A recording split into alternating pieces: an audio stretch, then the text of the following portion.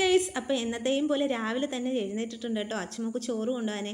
ഇന്നലെ ഞാൻ കുറച്ച് ചക്കക്കുരു പൊളിച്ചരിഞ്ഞ് വെച്ചിട്ടുണ്ടായിരുന്നേ. അപ്പോൾ ഒരു മാങ്ങയും പച്ചമുളകും കൂടെ കീറിയിട്ട് മഞ്ഞൾപ്പൊടി ഉപ്പ് ഇട്ട് വലിയ കുക്കറിൽ അടുപ്പ് വെച്ചിട്ടുണ്ട് കേട്ടോ. ഞങ്ങളുടെ ചെറിയ കുക്കറിന് എന്തോ പറ്റിയിട്ടുണ്ട്. അപ്പോൾ ഒരുപിടി കടല വേവിക്കാൻ പോലും ഇപ്പോൾ ഈ വലിയ കുക്കറിനെ ആശ്രയിക്കുന്നത്.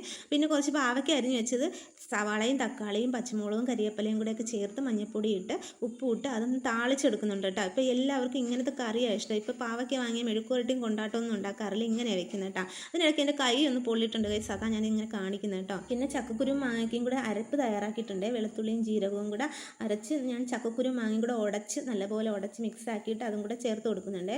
പിന്നെ അവൾക്ക് കഴിക്കാൻ വേണ്ടി ഞാൻ പെട്ടെന്ന് ഒരു എന്തോ കല്ലേ പരത്തി ഒരു തട്ടിക്കൂട്ട് ഒരു അപ്പം ഉണ്ടാക്കി കൊടുത്തിട്ടുണ്ട്. പിന്നെ കടുക് താളിച്ചു, നമ്മുടെ മാങ്ങക്കറിക്ക് ഒഴിക്കാൻ കടുക് താളിച്ചൊഴിച്ചു. പിന്നെ അവൾക്ക് ചോറ് വിളമ്പി വെച്ചു കേട്ടോ.